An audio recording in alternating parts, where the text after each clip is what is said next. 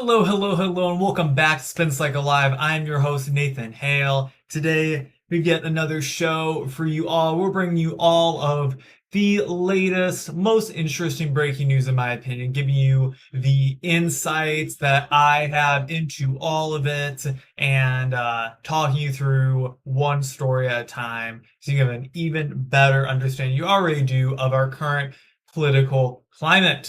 We have so much to cover. We have news from the Department of Education. We have news on the Obama administration from the CIA director. We have Rubio chiming in about a possible JD Vance run in 2028. And all of that and more on today's episode. But I hope you are all doing so well today.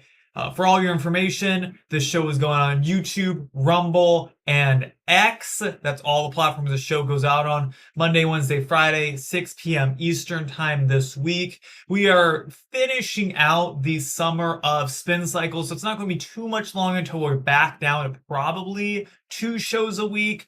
We'll see how things are going around then. I'll be back in school again. It's my last year in school, guys. My last year in school, and then I'll finally be graduated and out of the awful system that is the U.S. university system. It's so terrible. But we're almost done. I got a year left, two more semesters. So that's great. But I'll be back in school. So unfortunately, won't have as much time to be giving you all of these great insights that we do here on this show. If you want more from me, make sure you're following me on Twitter. That's where I'm active the most. But show clips are going up on Twitter, YouTube, Instagram, and TikTok. Those are all the places, and more to come. I'm thinking about doing some writing soon, so be on the lookout for that, and doing some more kind of sit down kind of content on YouTube. I really like the long form stuff. I'm not a big short form person. I feel like I'm very long spoken, so it's hard to get. That's kind of why I like doing the show. It's hard to get everything I want to say out in a minute or two clip that goes up on like TikTok, for example. So think about doing some more stuff with YouTube. So make sure you're following all those places, so you're ready for all that to come out. But obviously I'll be announcing on the show when it does happen. But I was saying, I hope you're doing great today. But let's get into our very first story. This comes from Just the News. So the Department of Education is dispersing $5 billion to schools after month-long pause. So I thought this was the universities for a second. I had a jump scare. I was like, wait a second, are they just giving the money to Harvard? This is not Harvard. This is not the university system. These are public schools. Just so you know that right off the bat. So don't get confused like I did for a hot second. So the Department of Education on Friday released more than $5 billion in school funding that the administration withheld earlier this month, which partially funds after-school activities, summer programs, and classes teaching English as a second language. The Trump administration announced the pause earlier this month while it reviewed what the money would fund, but released $1 billion of that nearly $7 billion last week. The White House previously argued some of the money was being spent on a radical left-wing agenda. Members of Congress confirmed the distribution on social media, with former West Virginia governor and current Senator Jim Justice commenting that the new funds will have a positive impact on children in his state. The move comes after the department faced bipartisan pushback over its decision to pause the funds. The Democrat-led state sued the administration to demand the funds be released, the Hill reported. So my feeling on the whole school funds thing is I agree on the initial pause was like, yeah, I don't want my government money. I don't want government money going to fund, these left-wing agendas. I don't want funding right-wing agendas for that matter either. I wanted funding actual education for students to give them better learning outcomes than they're already getting. You guys know my opinion on the whole education system. I think that it all needs to be burned to the ground and completely reformed.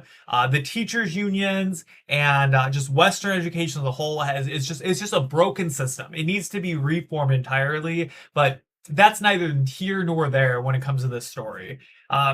the greater feeling that I have when it comes to government funding going towards stuff is I feel like we're playing whack-a-mole. We're playing whack-a-mole when it comes to government spending and government funds, because right now we're $36 trillion in debt, right? 36 trillion. 1 trillion is $100 billion, right? So imagine $5 billion in relation to, 36 trillion. That's like nothing. $5 billion is still a lot of money, don't get me wrong, but I feel like the administration has been playing whack-a-mole when it's like, okay, we're going to hit down all of these little funds relative to our national debt, and what are we trying to achieve here, right? I'm all for ending the funding when it comes to these like radical, like left-wing programs, but we have examples of funds being stripped that really probably didn't need to be or really aren't doing all that much. And then we pair that with the tax cuts that are coming in, and we're really not doing anything for the actual bigger issue here, which is our country's in debt. We're spending more money than we're bringing in, and we're going to keep going into even more debt unless something radically changes in our government. So while I'm all for saving money where we can, I've yet to hear anyone from the administration speak to how we're actually going to tackle our actual national debt issue. We've been told, oh, it might be paid through tariffs, but are we really bringing in enough money from tariffs to even make a significant difference from that? I mean, we covered on this show, I don't know how long ago it was, a few shows ago, that the Treasury Department was up like $500 billion, which that's fantastic. That's awesome, right? But that doesn't even begin to cover the cost of our interest on all of our loans, let alone the actual principal sum that we have. So, like I said, I feel like all of these little bits of money, not that $5 billion is little by any means, like I said, but all these little bits of money, relatively speaking, to government spending is being pushed around in the news as like, oh my gosh, look at this huge win. The Trump administration, pulled $5 billion from public schools. Oh my gosh, this is so amazing. When in reality, we're not even getting at what the core issue is with government spending. I've never necessarily had an issue with spending on all of our little departments. The biggest issue for me is our actual national debt, right? We just started talking about all the little spending once we get that under control. But you could cut literally all of the federal government, and we would still, that's still, what I'm trying to say is our entire federal government spending minus entitlements and military and Medicare, right? Healthcare, Social Security, Medicaid, Medicare, and military spending, right? You could cut everything else aside from that, and we would still be losing money, right? It's not all these little things. It's not the Department of Education that's making the country go bankrupt. It's our loans, and it's how much we're spending on entitlements. That's what's making the country go bankrupt, right? So I'm getting out of control here. I gotta pump the brakes a little bit. I'm going off a little bit. Anytime you want to talk about spending with me, it's going to inevitably go towards it's going to inevitably turn into talking about the federal debt. This is an example of something I desperately want to write about. I want to do a more long-form YouTube video about, is talking about our current state as where we are as a country when it comes to our national debt. So be on the lookout for that. I've got ideas in the works. But let's go on to our next story. Now, this is great. We went from one thing that's like, yeah, that's okay at all. This is fantastic. All right. This is what I love to see. So, the Trump comes out on top with EU tariff deal, proving haters wrong and leaving some Europeans stunned.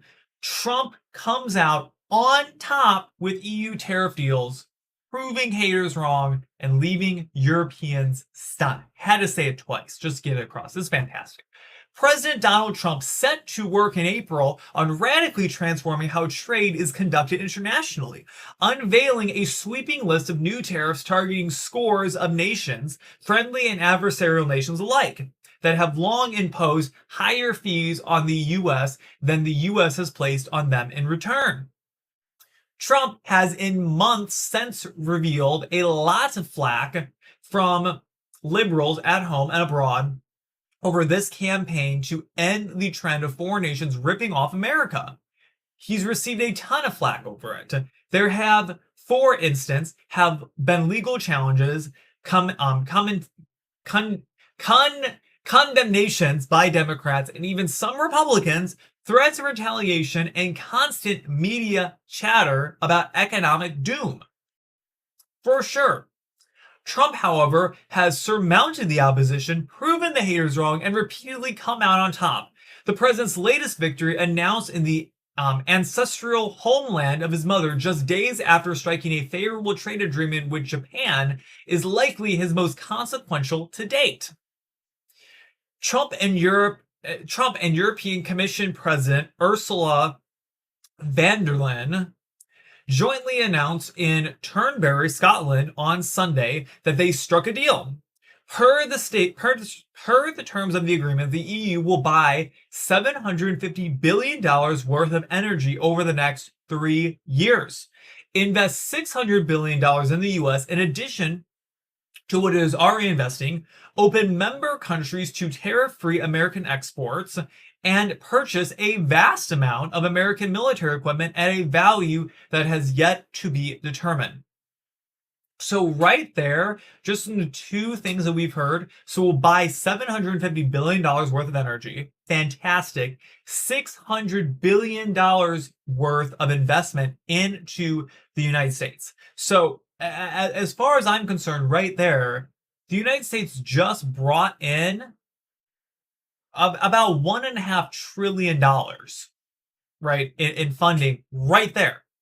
On top of that, we are saving money because member countries are tariff-free American exports, right? So we're going to be importing products from Europe that are not being tariffed at all. Fantastic. This is great. Love to see it. And they're going to be buying military equipment from us. What have I been saying on this show for months now is that I fully support any aid being sent to countries they want. I just don't want the Americans paying for it. That's fantastic. Have the Europeans pay for military equipment. I'm just fine with selling anything they want to them, as long as they flip the bill for it. Right? The whole war in Ukraine, we should not be paying for that anymore. It's time for Europe to step up, and they are. This is fantastic. It's fantastic. So what is the United States going to do in return for this? So the U.S. in return will impose a 15% import tariff on most European goods, half of the rate Trump planned to impose on August 1st in the event the deal fell through, and 12.5% less than the tariff currently imposed on European automotive exports to the United States. Von der Leyen, who in 2021 claimed that Trump's first term may have permanently damaged democracy, said, quote, "We have a trade deal between the two largest economies in the world. It's a big deal. It's a huge deal. It will bring stability. It will bring predictability. That's very important for our businesses on both sides of the Atlantic." The European Union is going to open its $20 trillion market and completely accept our auto industry standards for the first time ever, noted Commerce Secretary Howard Lutnick. So this seems great. This is absolutely fantastic, right? This seems like a solid win-win. The Europeans know they've been ripping us off for quite a while now. This seems absolutely fantastic. So I have nothing against this. This sounds like a great deal. We lowered our tariffs for them. They're investing in the United States. They are buying products from us. They're giving us money for our energy. I love to see it, right? This is great. This is fantastic, right? This seems like a solid trade deal between two very large economies where both of them benefit, right? The Europeans need the United States to buy its products. The United States needs products from Europe. There's a lot of things we buy from Europe. Win-win relationship, right? Europe buys energy from us. I'd rather Europe be buying energy from the United States than from Saudi Arabia. I'd rather them buying their oil from us. So, absolutely fantastic. Nothing bad to say about this. Solid win for the Trump administration. This is what I voted for right here. Let's talk about the CIA director. CIA director. So this is from the Daily Wire. All right, get ready for this. CIA director says classified docs will blow lid off Russiagate. Forthcoming revelations from former special counsel John Durham's report will expose the Russiagate controversy, showing just what Hillary Clinton and the FBI did to leverage a Russia collusion narrative against President Donald Trump, CIA Director John Ratcliffe said on Sunday. During an interview on Fox News, Ratcliffe told Maria Bartiromo that he has been working to secure the release of a classified selection of Durham's report from 2023 that heavily criticized the FBI's crossfire hurricane investigation into alleged links between Trump's campaign and Russia.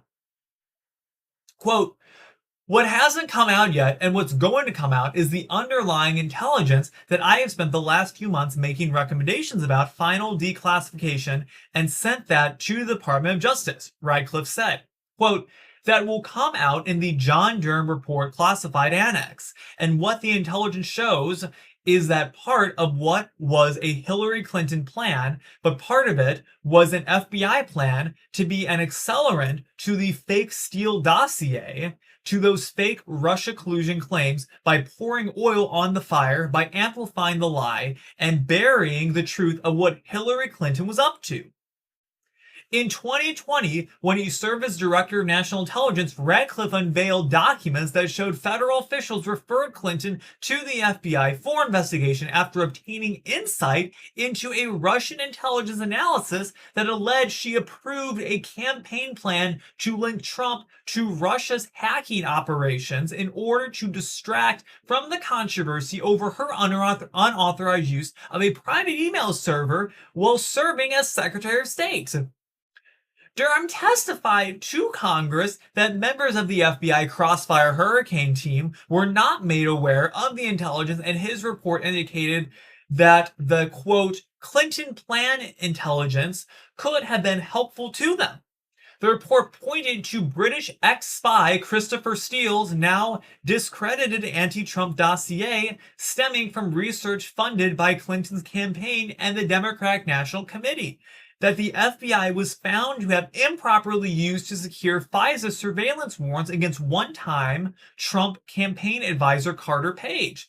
It also referenced the unfound secret back channel between the Trump organization and Russia's Alpha Bank that was promoted by Clinton and her team in the running up to the 2016 election.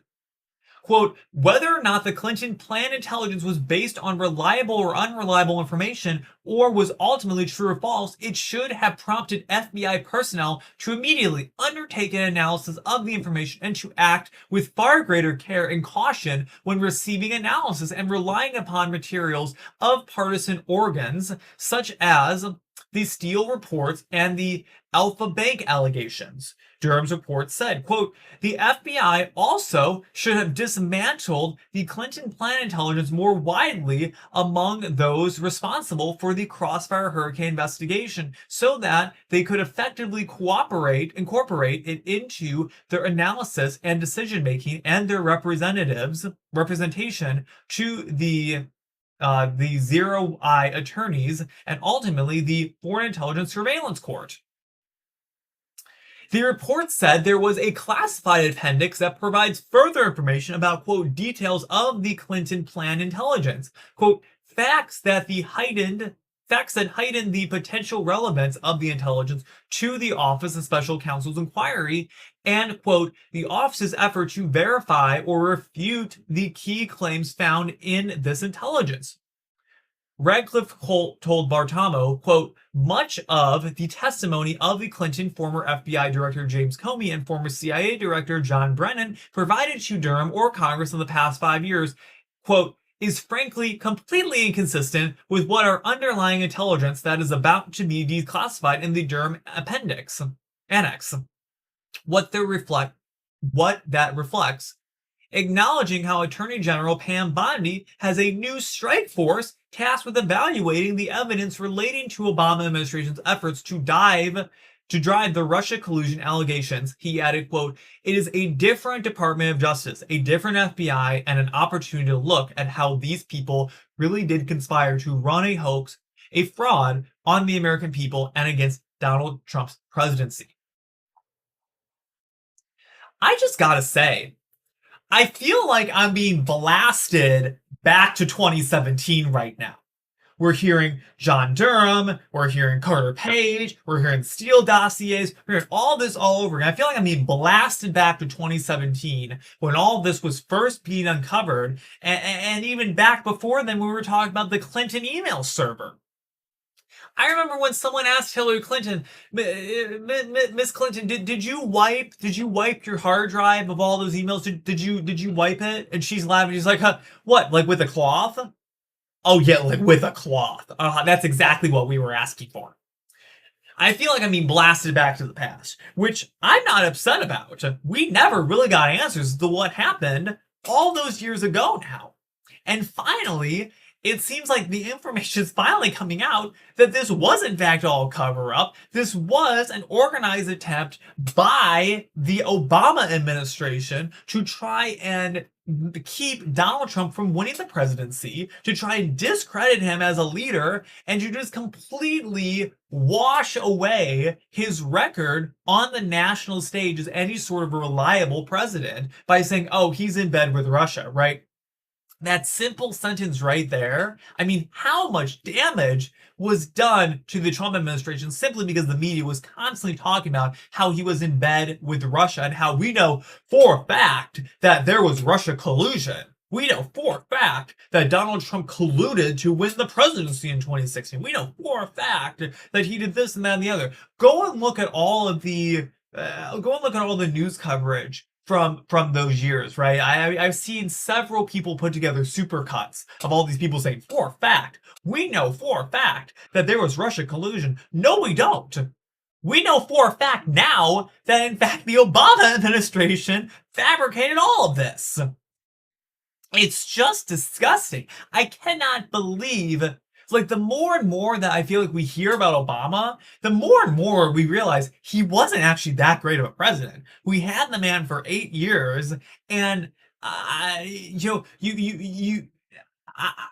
usually good at answering questions, right? Pretty quickly. If you ask me name one good thing Obama did, that would be an honestly hard question for me to answer for you. The more and more I learn about it, the more I realize he really was a crappy president. There's just no getting around it. So, I don't care how you feel about Obama. That's how I feel about Obama. I'm done. I'm done talking about Obama now. Ready to move on. Let's talk about Marco Rubio. Well, a little something a bit later. Let's laugh at the show on a high note. Let's talk about JD Vance and Marco Rubio, two people who are doing absolute great jobs right now. You know, I feel like I haven't heard all that much from JD Vance, to be completely honest with you. I wonder what he's been up to. I feel like he really hasn't been in the news. But Marco Rubio has just been on top of it this entire administration. So, Marco Rubio on 2028 election, quote, "I think JD Vance would be a great nominee." Secretary of State Marco Rubio threw a wrench in speculation that he might be on a collision course with Vice President JD Vance in the 2028 presidential election, praising the Veep. When asked about whether he has his sights set outside of the State Department, Rubio said he hopes that Vance tosses his hat in the ring during the next presidential race. Quote, "Well, I think JD Vance would be a great nominee if he decides he wants to do that. I think he's doing a great job as vice president. He's a close friend, and I hope he intends to do it," Rubio told Fox News. Quote, my view with Laura Trump. So he was on Laura Trump's show, I guess. The former 2016 presidential hopeful also downplayed the possibility of him jumping into the arena in 2028, noting that he is very attached to his current gig as America's top diplomat. Still, he didn't rule out a presidential run entirely. Quote, "It's kind of early, you know, but being in the role I am here in the state in this as Secretary of State, I really don't play in politics," Rubio explained. there's actually rules against me being involved in domestic politics. Clearly, those rules were not given to Hillary Clinton, as we saw from the last story. Quote, I want to do this job as long as the president allows me to do it and stay in that job, which would keep me here all the way through January of 2028, he went on. Quote, you never know what the future holds. You never rule things out or anything. So here's kind of how I see things playing out, frankly. I don't see Rubio as being presidential material quite yet. I think it's a little early for him. I think it was way too early back in 2016. That's the reason why it was taken out so fast by the bulldozer that is Donald Trump. It's going to be interesting to see what ends up happening in 2028, because this is going to be the first time since 2016 that both sides don't have an incumbent running, right? So 2016, it was Trump versus Clinton, right? Neither of them had been president yet. 2020, it was Trump, former sitting president, he's the incumbent, versus Joe Biden, right? 2024, it was supposed to be Joe Biden versus Donald Trump. But obviously changed to being Kamala Harris, but for all intents and purposes, right? She was the incumbent. She might as well. It's also going to be the first election since 2016 that Donald Trump has not been involved in the race, right? He's been involved in the last 3 presidential elections, right? He will have been a staple in American politics for 12 years, right? Yeah, 12 years. So 12 years he would have been in the mainstream. Really more like 14 if you count in kind of him in 2015, probably what he's going to be after the presidency. I don't see Trump just suddenly disappearing after he's done being president unless anything serious happens. I see him still somewhat being involved. Not necessarily in office, but definitely as a force on social media. So this will be the first time that there's someone campaigning for the Republicans who's not Donald Trump in 12 years. So it's going to be interesting to see what happens. So anyways, here's how I see it playing out. If the Democrats are smart, they will get a total unknown, kind of more moderate Democrat to run. I don't think the Democrats are going to change, though, so I think they're going to pick AOC. I think they're going to pick AOC and, some other radical leftist to run for their nomination, all right?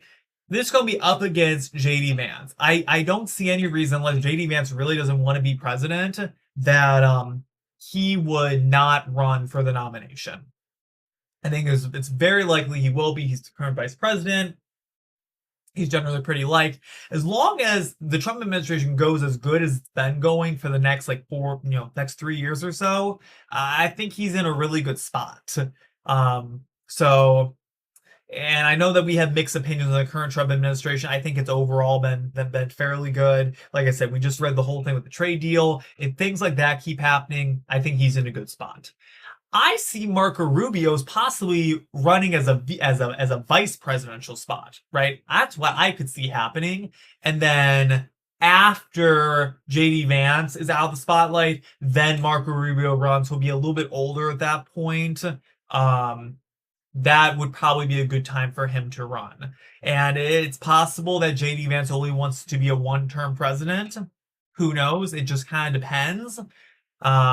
So we'll see what happens. So I think that Marco Rubio has been enjoying national politics, and I think that he's going to want to stay in the White House one way or another. I don't see him staying as Secretary of State necessarily, but I could see him moving up to be vice president. I could see that happening. So that's my theory right now. And honestly, I think that if they run AOC, I think it's an easy win for JD Vance. I think that they could pull it off. AOC's nuts, man. All right. That's all I gotta say about that. Good place to end the show on AOC's nuts. Always a good place to stop. So I hope you enjoyed today's episode of Spin Cycle Live. I know that I sure did. Keep an eye out for all of our new and upcoming content on those platforms. If you're not following, all the handles are in the link in the description below. If you're watching Rumble, if you're watching YouTube, make sure you're following all those places. Like, keep an eye out for news, keep an eye out for Twitter announcements, all that stuff. But with that, I hope you have a great rest of your Monday. I hope this was a good start to your week. I hope you're hyped up like I am. And with that, I have been Nathan Hale. This has been Spin Cycle Live. I will see you in the next one. Peace out. Bye.